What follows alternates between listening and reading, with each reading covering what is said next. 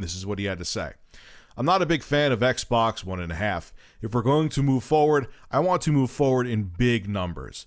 I don't know anything about any of the rumors that are out there, but I can understand other teams' motivations to do that. For us, our box is doing well. It performs. It's reliable. The servers are doing well. If we're going forward with anything, like I said, I want it to be a really substantial change for people, an upgrade. Holy shit, Phil, thank you God, because a couple months ago when you were talking about doing hardware upgrades to the Xbox One, incremental upgrades, I just thought it was an awful idea. I thought it was the worst possible thing you could do for the Xbox One console.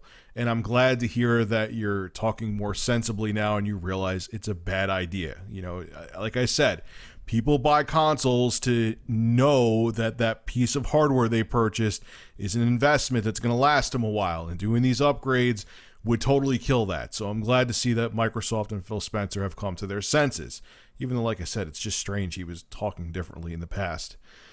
Now, when it comes to the PlayStation 4.5, yes, he's right. And yes, the article that I'm going to have from Game Informer is right. A lot of what we heard, albeit pretty educated, is just rumors about the PlayStation 4K, PlayStation 4.5. And I'm still placing bets, and I'm going to bet that the PlayStation, this upgrade to the PlayStation 4 is not going to be so much more powerful that games made for it won't run on the original PlayStation 4. I'm thinking of it more as a refined PlayStation 4 with maybe slightly faster specs that just may make the same game that could run on the original PlayStation 4 just run a tad smoother on it. So let's hope that Sony sticks to this same mindset like Phil Spencer was just talking about, where just you keep the same piece of hardware and you don't want to do, half-assed upgrades. And in the end, the PlayStation 4K is just meant for like 4K Netflix and just to make games run like, instead of running at 27 frames a second, they run at 30. I'm thinking that's what's going to happen. And now that Microsoft is talking this way, I can't picture Sony going in that direction, because it would just make the whole 8th generation consoles, make all of them, it would just make the whole 8th generation a complete mess. So I don't think, and I hope that's not what Sony's intentions are. I just think it would be stupid and it would make no sense.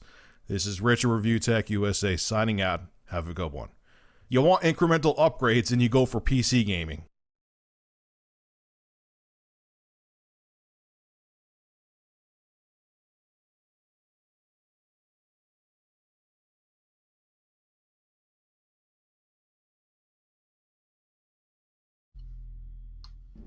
What? Oh, that was lightning. I think it was lightning out there. Hi, everybody. That's a start to a stream. We are playing. Skip it.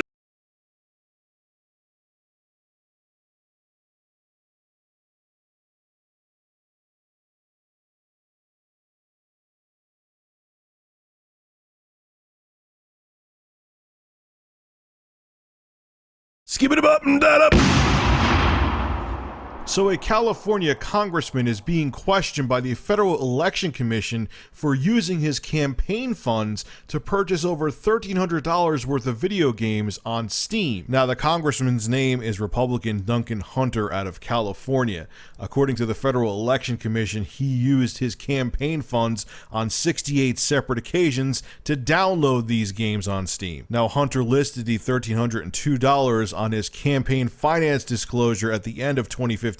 And he put a note there saying personal expense to be paid back. Now, Hunter has a spokesman named Joe Casper, and he said that the congressman's dumbass teenage son used his father's credit card just for one game, and then he went on to purchase a whole bunch of other games, or they're saying here, several, and I quote, several unauthorized charges. And when this happened, the dad, Congressman Duncan Hunter, blocked his son's access to Steam. Casper goes on to say that Hunter is trying to have these unauthorized charges, basically his son purchasing games without his permission, reversed so he could get a refund before actually trying to pay the money back to his campaign account. Now, whether or not the charges were accidental, it's a big deal because you're not supposed to use campaign money for anything personal. This is actually coming right from the House Ethics Committee website. This is what they had to say about using campaign funds.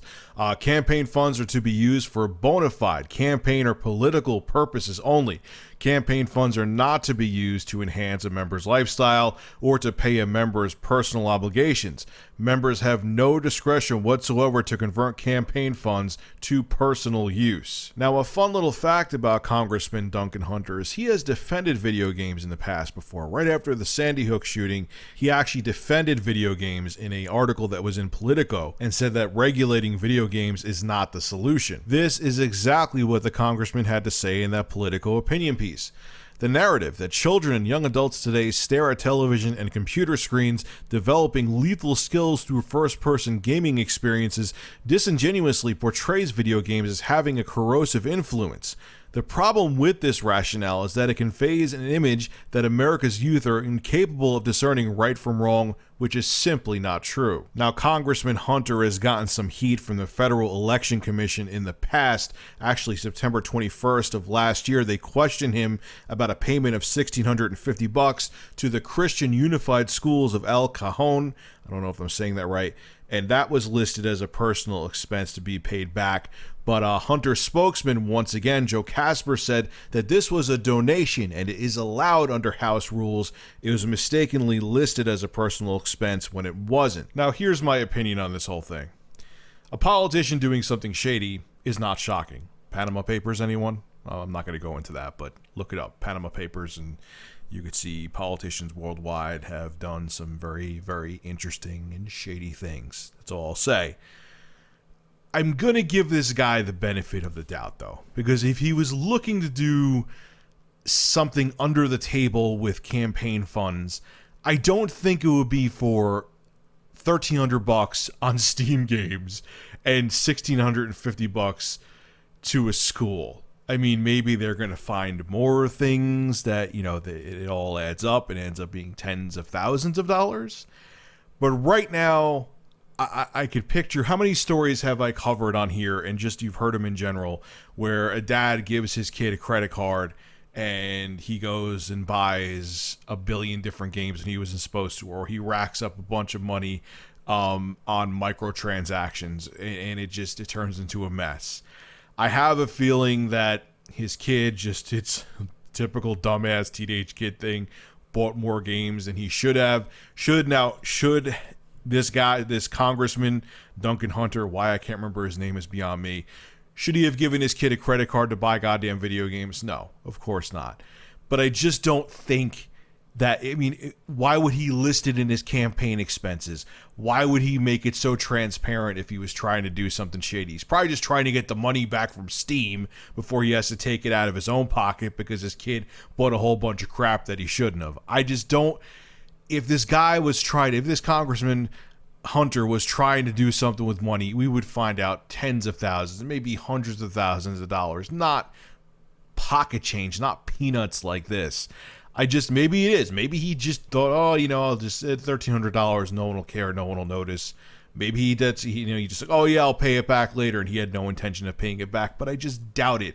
Why would he want to ruin his career over something so stupid? If he was trying to get away with a shit ton of money, then now it makes more sense. But $1,300, $1,650 to Christian Unified Schools, it just doesn't add up. I think it was just an honest mistake. His kid did something dumb. He is going to either try to pay it back or he's trying to get the money refunded, and we can move on from this. Who knows? Maybe we'll find something else, some other dirt about him. But as of now, I just don't see this as a big deal. All right, ladies and gentlemen, this is Rich of Review Tech USA. I'm sorry for the dearth of videos the past few days. I'm just finally doing the major renovation, which even my other workstation update videos that I've promised I was going to do. Let me explain to you the story. I live in a house that has two separate apartments. We live in the upstairs one, and there is a downstairs one that was abandoned. And I cleaned my work area, but I want to use more of this work area for where the other abandoned apartment is to do other things. I want to kind of set up a green screen and do other crap and set up another area where I could do streaming and just use it. It's a big area, but I've only cleaned and utilized a small part of it because there was a whole bunch of other crap. And I've been cleaning. And I've been getting rid of cardboard, and I've been moving furniture that hasn't been touched, and I've been moving tools and other crap. And here's, and And I've also found some food they left too. Yeah. Here, I actually put up some video on Twitter. I'm going to put that video in here now. You can take a look at it. And this is what I've been dealing with. It's been a slow, disgusting, and painful process. I'll leave you with this video, guys. Have a good one. I'll have more content up later this week. The former tenants, as I was cleaning, I saw this. Let me rephrase. They left apple juice down here. And the apple juice, no, this is not something with my camera. It is that dark. The apple juice is fucking black. Excuse me as I go kill myself. I'm gonna vomit. Look at this. This is even darker than the other apple juice. And look at the date. You wanted me to show you the date of the other one, but I'm not taking it out of the bag again. Sell by September 22nd, 2010. It's almost 6 years old. Man, I should open it up. I'm kind of thirsty. Yummy.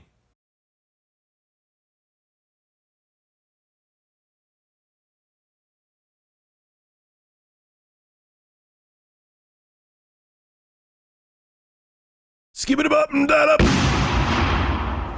So as each day passes, it seems that the PlayStation 4K, which was just a rumor about a couple weeks ago, an educated rumor, I should say, is actually going to be a reality. There's way too many sources saying it, so there is going to be an upgraded PlayStation 4 that can output 4K and is more 4K gaming capable.